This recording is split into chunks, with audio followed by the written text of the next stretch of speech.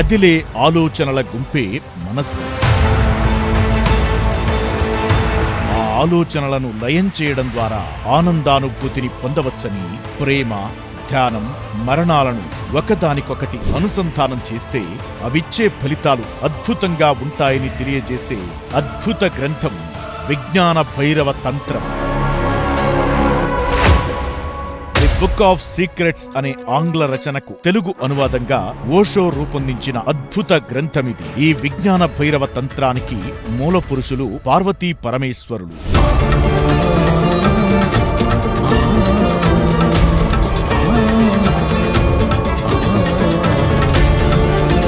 పార్వతీమాత ఈ ప్రకృతిలో ఉన్న జ్ఞానాన్ని తనకు అనుగ్రహించమని పరమేశ్వరుడిని అడిగినప్పుడు ఆయన ఈ భైరవ తంత్రం ద్వారా విజ్ఞాన సారాన్ని ఆమెకందించాడు. మరణం, ప్రేమ, ధ్యానం ఎప్పుడూ వర్తమానంలో జరుగుతాయి. అయితే ఏ వ్యక్తి అయినా మరణం గురించి ఆలోచిస్తే ప్రేమించలేరని, ప్రేమించలేకపోతే ధ్యానించలేరంటాడు ఓషో. తన గ్రంథం ద్వారా ప్రతి ఒక్కరూ ప్రేమ, ధ్యానం, మరణాలను అనుసంధానిస్తే అద్భుతమైన ఆనందం సొంతమవుతుందని ఓషో వివరించాడు.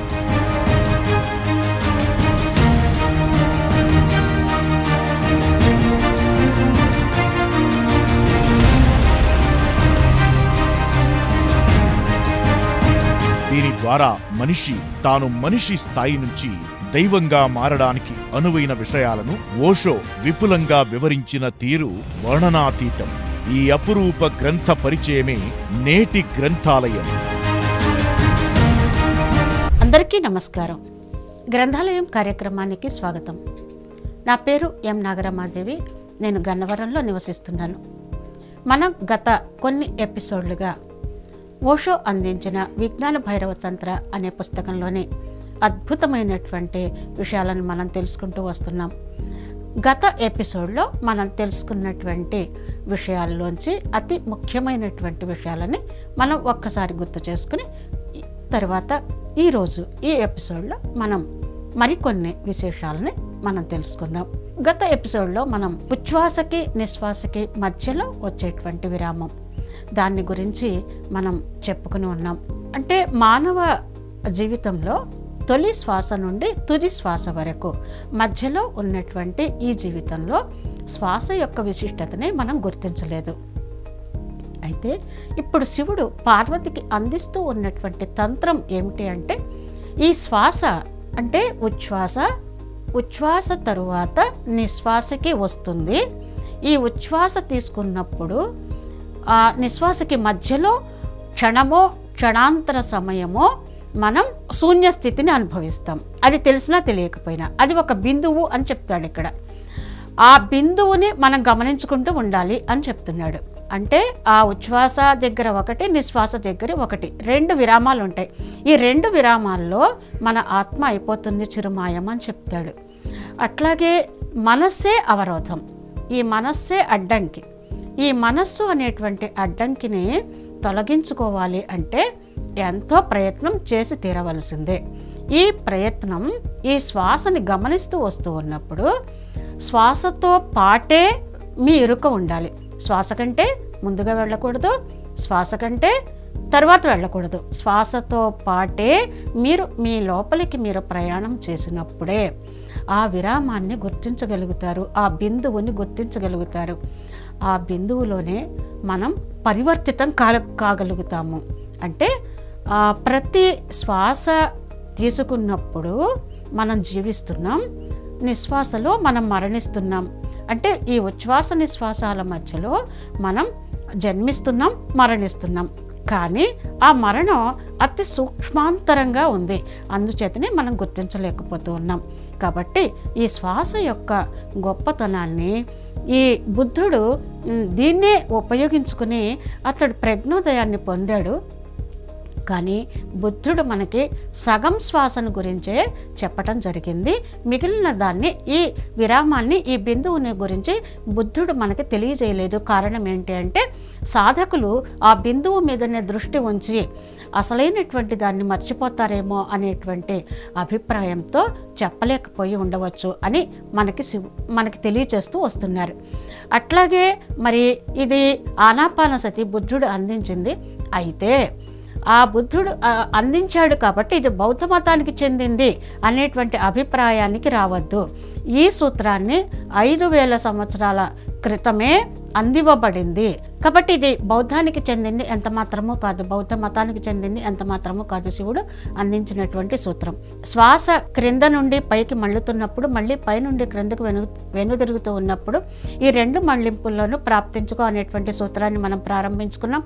ఇందులో మన శరీరంలో కోటాను కోట్ల అణువుల సముదాయం అని చెప్పుకున్నాం. అవన్నీ కూడా నిరంతరాయంగా పనిచేస్తూనే ఉన్నాయి అని మనం తెలియచేసుకున్నాం. ఇప్పుడు మిగిలినటువంటి ఆ శ్వాసని ఆ సూత్రానికి సంబంధించినటువంటి మిగిలిన విశేషాలని మనం ఇప్పుడు తెలుసుకునేటువంటి ప్రయత్నం చేద్దాం. గత ఎపిసోడ్లో ఈ విషయాన్ని ఒకసారి మనం చెప్పుకున్నాం.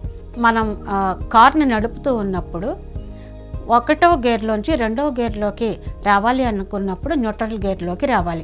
అట్లాగే 2వ గేర్లోంచి 3వ గేర్లోకి రావాలి అనుకున్నప్పుడు మళ్ళీ న్యూట్రల్ గేర్లోకి రావాల్సి ఉంటుంది. అట్లాగే మనకి ఈ శరీరంలో అనేక సందర్భాల్లో ఈ గేర్లు మారుతూ ఉంటాయి. మనం ఇక్కడి వరకు మనం గతంలో చెప్పుకుని ఉన్నాం.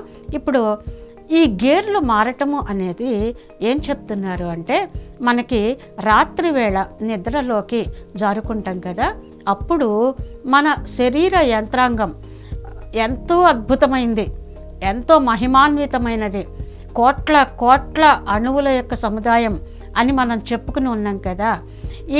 ఈ యంత్రాంగము పగలు పనిచేసేటువంటి యంత్రాంగము ఒక విధంగా ఉంటుంది, రాత్రిపూట పనిచేసేటువంటి యంత్రాంగము ఇంకోటి ఉంటుంది. అంటే మనసులోని యొక్క భాగాలు ఈ గేర్లు మారుతూ ఉంటాయి. అంటే రాత్రి నిద్రించే సమయంలో ఈ పగటిపూట చేస్తూ ఉన్నటువంటి పనులను మనం విడిచిపెట్టి మళ్ళీ రాత్రిపూట మనం కొన్ని పనులను చేయటానికి ప్రారంభిస్తూ వస్తాం. అప్పుడు ప్రతిసారి మనకి గేరు మారుతూ ఉంటుంది. అట్లాగే పగటి వేళల్లో చైతన్యంలో ఉన్నప్పుడు కూడా మన పనులు మనం చేసుకుంటూ ఉన్నప్పుడు కూడా అనేక సందర్భాల్లో మనకి ఈ గేర్లు మారుతూనే ఉంటాయి. అంటే మనం ఒక పని చేస్తూ మరొక పనిలోకి మనం ప్రవేశించినప్పుడు అప్పుడు గేరు ఖచ్చితంగా మారుతుంది.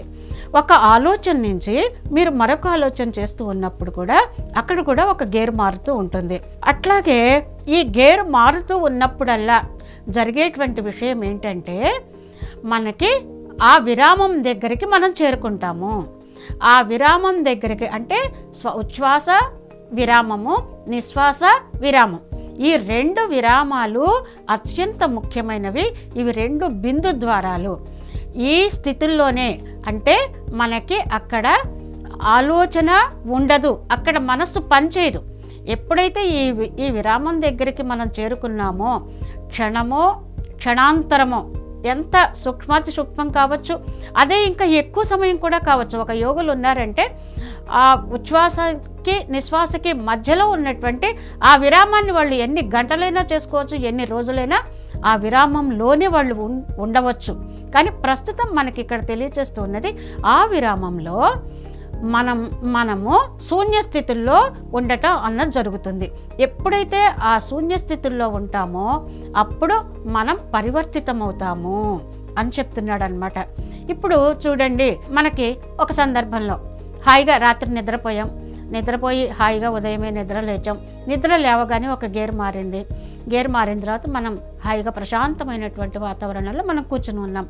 కానీ ఎవరో వచ్చారు, ఏదో అన్నారు, వెంటనే మనకేమైంది, కోపం వచ్చేసింది. ఆ కోపం వల్ల వెంటనే మీకు గేరు మారిపోతుంది. ఎట్లా శరీరం ఊగిపోతూ ఉంటుందంటే, ఆ శరీరంలో ఉన్నటువంటి ఆ యంత్రాంగంలో ఉన్నటువంటి ప్రతి ఒక్కటి కూడా అతలకుతలమైపోతుందట. ఆ శరీర యంత్రాంగంలో అక్కడ ఉడికిపోతూ ఉంటారు. ఆ ఉడికిపోతూ ఉండి ఆ స్థితుల్లో వాళ్ళు ఉన్నప్పుడు మన శరీరంలో మనకి తెలియకుండానే అనేక రసాయనాలు ఉత్పత్తి అవుతూ ఉంటాయి. ఈ రసాయనాల ఉత్పత్తి ఒక క్రమబద్ధంలో జరుగుతూ ఉన్నటువంటి ఈ రసాయనాల ఉత్పత్తికి అంతా కూడా ఒక్కసారిగా విరామం వచ్చేస్తుంది, ఆగిపోతుంది. ఏం చేయాలో తోచనటువంటి స్థితి అక్కడ జరుగుతుందట. కోపం వచ్చేసిన ఒక్కసారి కోపం రావటం మూలంగా అందువల్లే ఆ కోపం వచ్చి ఆ స్థితుల్లో ఉన్నప్పుడు ఆ గేరు మారిపోయి ఉన్నటువంటి స్థితుల్లో కూడా నువ్వు పరివర్తితం అవుతావు. ఆ అతలాకుతలం అయిపోతూ ఉన్నప్పుడు ఆ లోపల ఉన్నటువంటి ఆ శరీర యంత్రాంగంలో ఆ గేర్లు మారిపోయినప్పుడు నీ రక్త ప్రసరణ ప్రభావం అంతా కూడా మారిపోయి ఉంటుంది. మీ గ్రంథుల యొక్క పనితీరు కూడా మొత్తం మారిపోయి ఉంటుంది. అప్పుడు మీరు పూర్తిగా వేరే మనిషిగా మారిపోయి ఉంటారు. అట్లాగే ఒక కారుని ప్రారంభించామంటే స్టార్ట్ చేశారు, ఏ గేర్లు వేయకుండా ఉన్నారు. ఏ గేర్లు వేయకుండా ఉన్నప్పుడు కార్ని స్టార్ట్ చేసాం, ఏ గేర్లు వేయలేదు, అది న్యూట్రల్ గేర్లో ఉంది. ఆ న్యూట్రల్ గేర్లో ఉంటే ఇంజన్ పనిచేస్తూనే ఉంటుంది, అది లాగటానికి ప్రయత్నం చేస్తూ ఉంటుంది. కానీ అప్పుడు ఏం జరుగుతుంది, అది ముందుకి వెళ్ళలేదు, వెనక్కి వెళ్ళలేదు, ఊగుతూ ఉంటుంది, అట్లాగే వణుకుతూ ఉంటుంది. ఆ కారు స్పందిస్తూనే ఉంటుంది, కానీ కథలు లేకుండానే ఉంటుంది. అట్లాగే మనకు కూడా కోపం వచ్చినప్పుడు ఆ స్థితిలో ఆ కారు న్యూట్రల్ గేర్లో ఉన్నప్పుడు ఎలాగైతే వణుకుతూ ఉంటుందో అట్లాగే మన యొక్క స్థితి కూడా అట్లాగే ఉంటుంది. ఏదో చేసేయాలని అనుకుంటాడు, ఆ కోపం వచ్చినప్పుడు పరిగెత్తాలనుకుంటాడు, సంసిద్ధంగా ఉంటాడు ఏదైనా చేసేయటానికి. రకరకాల స్థితుల్లో ఆ సమయంలో ఉంటూ ఉంటాడు. వెంటనే ఒక తిరుగుడు కూడా ఉంటుంది. అప్పుడే చెప్తున్నాడు అన్నమాట శివుడు, ఏమని అంటే శ్వాస క్రింద నుండి పైకి మళ్ళుతూ ఉన్నప్పుడు, అట్లాగే మళ్ళీ పైనుండి క్రిందకి తిరుగుతూ ఉన్నప్పుడు ఈ రెండు మళ్ళింపుల్లోనూ ప్రాప్తించుకో. మళ్ళీ మనకి గుర్తు చేస్తూ వస్తారన్నమాట. దీనికి కారణం ఏంటి అంటే మనస్సే. ఈ మనస్సే అవరోధము. మనస్సు ఎప్పుడూ వర్తమానంలో ఉండదు, ఎప్పుడూ గతంలో కానీ భవిష్యత్తులో కానీ మాత్రమే ఉంటుంది. మళ్ళింపు పట్ల, ఈ నివృత్తి పట్ల మనకి అతి స్వల్ప నివృత్తిగా నిశితమైనటువంటి గమనింపు ఉండాలి. కరెక్ట్గా ఆ శ్వాస విధానాన్నే మనం పట్టుకుని ఆ ఉచ్ఛ్వాసతోనే మనం రావటం, అట్లాగే ఆ నిశ్వాసతోనే మనం వెళ్ళటం అనేది జరిగినప్పుడే, ముందు వెనుకలు కాకుండా, అంటే శ్వాస క్రమాన్ని శ్వాసతోనే మీ ఎరుకను ఉంచుకున్నప్పుడు మాత్రమే ఈ విరామం అనేది మీరు గుర్తించగలుగుతారు. మీరు ప్రారంభించిన వెంటనే దీనిని మీరు గుర్తించలేకపోవచ్చు, కానీ ప్రయత్నపూర్వకంగా గుర్తించినప్పుడు మీకు ప్రారంభంలో ఉచ్ఛ్వాస తరువాత వచ్చేటువంటి ఒక్క విరామం, ఒక్క బిందువు, దాన్ని మాత్రమే గమనించగలిగారు, కానీ రెండో విరామాన్ని గమనించలేకపోయారు. కానీ ఏం చెప్తున్నాడంటే శివుడు, నీవు ప్రయత్నం చేస్తూ వస్తే ఆ ఉచ్ఛ్వాస తరువాత విరామము, మళ్ళీ నిశ్వాస తర్వాత విరామము, దీన్ని నీవు గమనించుకోవచ్చు. ప్రకటనలు మీవి, ప్రచారాలు మావి, జీవితంలోని వెలుగులందరివి. పిఎంసి తెలుగు ఛానల్లో మీ యాడ్స్ కోసం సంప్రదించవలసిన ఫోన్ నంబర్స్. నీవు గమనించుకునేటువంటి శక్తి నీ దగ్గరే ఉంటుంది, అప్పుడు మనస్సు పరివర్తితమవుతుంది అని చెప్తున్నారు. ఇంకా ఒక ఉదాహరణ ఏం చెప్తున్నారంటే, ఒక పువ్వు ఉంది, ఆ పువ్వునే గమనిస్తూ ఉండమని చెప్పాము అనుకోండి.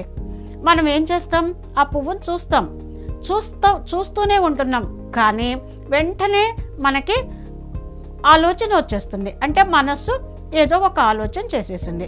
అప్పుడు ఏం చేస్తున్నాం, పువ్వునే చూస్తున్నాం, కానీ మన ఆలోచన ఎక్కడుంది, పువ్వు మీద లేదు. ఆలోచన మళ్ళీ పువ్వు మీదకి రావాలి అనుకుంటాం, మళ్ళీ ఆలోచన వెళ్ళిపోతుంది. కానీ అప్పుడు ఏం చెప్తారంటే మీరు, మేము పువ్వునే చూస్తూనే ఉన్నామండి, కావాలంటే మీరు అడగండి అది ఏ రంగు ఉందో ఆ రంగుని మేము చెప్పేస్తాము అని చెప్తారు. కానీ అది కాదు, పువ్వునే చూస్తూ ఉండండి అంటే నీవు పువ్వునే గమనిస్తూ ఉండాలి. అంటే కేవలము నీ ధ్యాస ఆ పువ్వు మీదనే ఉండాలి తప్ప ఒక్క ఆలోచన కూడా నీకు గతంలోకి కానీ భవిష్యత్తులోకి కానీ పోకుండా ఉండగలగాలి. అది నీవు చేయగలుగుతూ వచ్చినప్పుడు ఈ శ్వాస విరామాల్ని కూడా నువ్వు తెలుసుకోగలుగుతావు. అంటే మనకి ప్రయత్నాలను చెప్తున్నారు, ఎలా మన మనస్సుని పరివర్తితం చేసుకోవటానికి ప్రతి క్షణము మనస్సు వేరే విధంగానే పరుగులు తీస్తూనే ఉంటుంది. ఆ పరుగులు తీస్తూ ఉన్నటువంటి ఆ మనస్సు నుంచి మనం బయటికి రావాలి. ఇంకొక అద్భుతమైన విషయం ఏంటంటే, మన మనస్సుకి శ్వాసకు లంకె ఉంది. ఇది బాగా మనం గుర్తు పెట్టుకోవాల్సినటువంటి విషయం అని శివుడు మరీ మనకి నొక్కి నొక్కి వక్కాణిస్తున్నాడు అనమాట.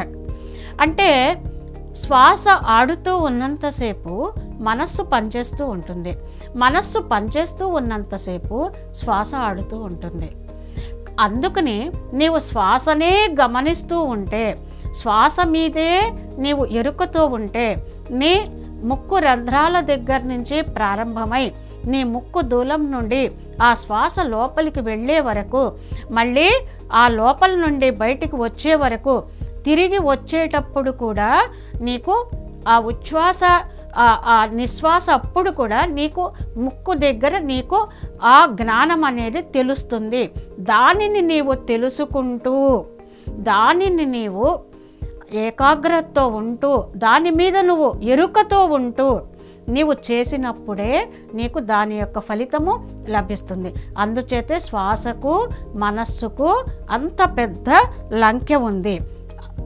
కోతి లాంటిది మనస్సు. కోతి ఏం చేస్తుంది? ఒక చెట్టు మీద నుంచి ఇంకో చెట్టుకి, ఇంకో చెట్టు మీద నుంచి ఇంకో చెట్టు మీదకి ఎప్పుడు కూడా అది దుముకుతూ తిరుగుతూనే ఉంటుంది. అది ఎప్పుడు కూడా ఒక్క చోట స్థిరంగా ఉండదు. అట్లాగే మనిషి కూడా ఒక్క చోట స్థిరంగా ఉండడు. మరి అతని ఆలోచనలు కూడా ఒక్క చోట స్థిరంగా ఉండవు. ఎప్పుడూ నిరంతరంగా బయట చెరుస్తూ ఉన్నటువంటి ఆ మనస్సుని ఒక చోటకి తీసుకుని రావాలి. మళ్ళీ అట్లాగే స్థిరంగా కూర్చోవటం మనం అలవాటు చేసుకోగలగాలి. అందుకే పత్రిగారు కూర్చోవాలి ధ్యానంలో అని 100 సార్లు మన చేత అనిపించటానికి గల కారణం అదే. అంటే పరిగెడుతూ ఉన్నటువంటి మనస్సుని పట్టుకోవాలి. ఆ మనస్సు యొక్క అధీనంలో ఉన్నటువంటి ఈ శరీరాన్ని స్థిరంగా ఉంచగలగాలి. ఆ కూర్చోవటం అనేది ఆ కోతి మనస్సు నుంచి మనల్ని మనం బయటకు రప్పించుకుని, ఆ స్థితి నుంచి ఆ కోతి చేష్టల నుండి బయటకు రప్పించుకుని మన మనస్సుని సరైనటువంటి స్థితిలో మనం ఉంచుకోగలగాలి. దీనికి జెన్ మాస్టర్లు చెప్తారట. జాజన్ అని ఒక పద్ధతి ఉంది. ఆ జాజన్ పద్ధతి ఏంటంటే, వాళ్ళు కూర్చోవాలి అంతే. వాళ్ళు ఏం చేయకపోయినా కూర్చోవాలి, గంటలు కూర్చోగలగాలి. అది సాధన చేయిస్తారు వాళ్ళు జెన్ మాస్టర్స్. అందుకని కూర్చోవాలి. కూర్చున్నప్పుడు మాత్రమే నీకు ముందు స్థిరంగా కూర్చుంటే ఆ తర్వాత మనస్సు అధీనంలోకి వస్తుంది. అప్పుడు శ్వాస లేనప్పుడు మనస్సు కూడా లేనటువంటి శూన్యస్థితికి చేరుతాం. ఎప్పుడైతే మనస్సు లేనటువంటి శూన్యస్థితికి చేరుతామో అప్పుడు మనం ఆ విరామం దగ్గరికి చేరుకోగలం. లేకపోతే మనం ఆ బిందు స్థానం దగ్గరికి మనం చేరుకోలేము. కాబట్టి ఈ స్థిరంగా కూర్చోవటం, కదలిక లేకుండా కూర్చోవటం, ఏ అవయవాల్ని కదలకుండా కూర్చోవటం అదే జెన్ మాస్టర్స్ జాజన్ పద్ధతి అంటారు. జెన్ మాస్టర్స్ వాళ్ళ దగ్గరికి వచ్చేటువంటి సాధకులతో ఈ విధంగా చేయిస్తూ వస్తారనమాట. ఇంకా విగ్రహంలాగా కూర్చోమని చెప్తారట. అంటే ఏ చీమ పాకినా, ఏ స్పర్శ శరీరం మీద వస్తున్నా, ఏ సంవేదనలు వస్తూ ఉన్నా వాటిని ఏమీ పట్టించుకోకుండా నువ్వు ఒక విగ్రహంలాగా కూర్చోవటం నీవు ముందు అలవాటు చేసుకో అని చెప్తారట. కాబట్టి అప్పుడే నీవు అంతరంలోకి ప్రవేశించగలుగుతావు. అంటే నీకు కూర్చోవటమే స్థిరత్వం లేదు. ఆ మనస్సు అంతకంటే కోతి లాంటిది. నేను ధ్యానంలో కూర్చుని ఒక ఆయన చెప్పారట, నువ్వు ఏదైనా ఆలోచించు కానీ కోతిని మాత్రం గుర్తు తెచ్చుకోవద్దు అని చెప్తారట. అతను ధ్యానంలో కూర్చున్న తర్వాత ఏం చెయ్యొద్దంటే అదే వస్తుంది కదండి, ముందు మనస్సు అదే పని చేస్తుంది కదా, ఆ కోతే వస్తుందట. అటువంటిది కోతి లాంటిది మన మనస్సు. కోతి ఎప్పుడూ కూడా స్థిరంగా ఉండదు. ఒక కొమ్మ మీద నుంచి ఇంకో కొమ్మ మీదకి, ఇంకో కొమ్మ మీద నుంచి ఇంకో కొమ్మ మీదకి అది దుముకుతూనే ఉంటుంది. అట్లాగే మనస్సు కూడా నిరంతరాయంగా అనేకమైనటువంటి ఆలోచనల వెంట ఆలోచనలు చేస్తూనే ఉంటుంది. కాబట్టి జెన్ మాస్టర్స్ ముందు కూర్చోవాలి, కదలకుండా కూర్చోవాలి, ఒక విగ్రహంలాగా కూర్చోవాలి. ఏది పాకినా, ఏ స్పర్శ వచ్చినా దాన్ని కూడా ఏమీ చేయకుండా నువ్వు కూర్చోగలగాలి అని చెప్తూ వస్తారనమాట. ఇది ఈ అలా కూర్చోవటం అలవాటైన తర్వాత ఆ శ్వాస మీద ఎప్పుడైతే నీవు దృష్టిని పెడతావో, ఆ దృష్టిని పెట్టినప్పుడు ఆ శ్వాసతో పాటే నీవు ప్రయాణించినప్పుడు, అంటే నీ ఎరుక ఉన్నప్పుడు ఆ విరామాన్ని నువ్వు పట్టుకోగలుగుతావు. ఎప్పుడైతే ఆ విరామాన్ని పట్టుకోగలుగుతావో అప్పుడు నీకు ఆ శివుడు చెప్తూ ఉన్నటువంటి ఆ చైతన్యాన్ని దాటి ఆవల ఏదైతే ఉందో ఆ స్థితికి నీవు చేరుకోగలుగుతావు. అట్లాగే శ్వాస నివృత్తులు కూడా ఎంతో ముఖ్యమని చెప్తాడు. అంటే శ్వాస లోపలికి వస్తున్నప్పుడు మళ్ళీ అక్కడి నుండి బయటకు వెళ్ళిపోయేటప్పుడు కూడా మీతో బాటే ఉంటుంది. కానీ వెనుదిరిగే సమయంలో అది మీతో పాటు ఉండదు. ఇది ఇంకొక ముఖ్యమైనటువంటి విషయం అన్నమాట. శ్వాస లోపలికి వచ్చేటప్పుడు ఉంటుంది, మళ్ళీ వెనుతిరిగి ప్రారంభించిన తర్వాత ఉంటుంది. ఆ వెనుతిరిగే చోట మాత్రం అది మీతో ఉండదు. అప్పుడే మనం మనస్సు లేనటువంటి స్థితికి చేరుకోగలుగుతాం. అదే మరణ స్థితి కూడా. అంటే శ్వాస లోపలికి వెళ్ళి మళ్ళీ తిరిగి వచ్చేటప్పుడు క్షణమో క్షణాంతరమో మనము ఆ శ్వాస లేనటువంటి స్థితికి మనం చేరుకుంటాం. అదే శూన్యస్థితి, అదే మరణము కూడా. ఒక్కోసారి మనకి ఆ సమయంలో కూడా శ్వాస పూర్తిగా ఆగిపోయేటువంటి సందర్భాలు ఉన్నాయి. కాబట్టి అదే మరణం. అయితే ఆ మరణం అతి సూక్ష్మంగా ఉంటుంది కాబట్టి, అతి సూక్ష్మంగా ఉంటుంది కాబట్టి మనం దానిని గుర్తించలేకపోతూ ఉన్నాము. కానీ ప్రతి ఉచ్ఛ్వాసకి జననం, ప్రతి నిశ్వాసకి మరణం అనేది మనలో జరిగిపోతూనే ఉంది. కాబట్టి శ్వాసకి కదలకుండా ఉంటే మనస్సుకి శ్వాసకి లంకె ఉంది. కాబట్టి ఈ శ్వాసను మీరు ఆపితే మనస్సు కూడా ఆగిపోతుంది. కాబట్టి ఆ శరీరం ఉంటుంది, కదలకుండా ఉంటుంది. అప్పుడు మీరు న్యూట్రల్ గేర్లో ఉండగలుగుతారు. ఆ సమయాంతరంలో ఏం జరుగుతుంది? ఆ సూక్ష్మంగా జరిగినటువంటి ఆ చిన్న విరామంలో ఏం జరుగుతుంది అంటే, ఆ శూన్య స్థితికి, ఆ బిందు విరామాన్ని నువ్వు చేరుకున్నప్పుడు మనకి ఉన్నటువంటి సకలమైనటువంటి ప్రశ్నలకి సమాధానం ఆ సూక్ష్మాంశంలోనే మనకి జరుగుతుంది అని చెప్తున్నాడు. అసలు ఈ జీవుడెవరు? కస్వం కోహం కుత ఆయాతః కామే జనని కోమే తాతః అంటాడు కదా ఆదిశంకరాచార్య. కహత్వం ఎవరు నీవు, కోహం ఎవరు నేను, కుత ఆయాతః ఎక్కడి నుండి వచ్చాను, కామే జనని ఎవరు తల్లి, కోమే తాతః ఎవరు తండ్రి అని ఇటువంటి ప్రశ్నలు మనకి ఎన్నో ఉన్నాయి. ఒక ఆదిశంకరుడు చెప్పాడనే కాదు, అందరిలోనూ ఈ ప్రశ్నలు ఉన్నాయి. అసలు ఈ జీవుడెవరు, అసలు ఈ శరీరం ఏమిటి, అసలు ఈ జన్మను నేను ఎందుకు తీసుకున్నాను, ఈ శరీరం అనే ఇంటిలో ఎవరున్నారు, ఎవడు యజమాని, అసలు ఈ ఇంటికి ఈ శరీరానికి యజమాని ఎవడు, అసలు నేను అంటే ఎవరు అనేటువంటి ఎరుక మనకి రావాలి. ఈ సకలమైనటువంటి ప్రశ్నలకి సమాధానము ఒక్కటే, అదే శ్వాసానుసంధానం. అదే మనకి బుద్ధుడు అందించినటువంటి ఆనాపానసతి ధ్యానం. ఇప్పుడు శివుడు అందిస్తూ ఉన్నటువంటిది. అంటే బుద్ధుడు తరువాత వాడే మరి, కానీ శివుడు ఎంతో ప్రాచీనమైనటువంటి వాడు. ఈ సూత్రాలు మనకి 5000 సంవత్సరాల క్రితం మనకి అందివ్వబడినటువంటి సూత్రాలు.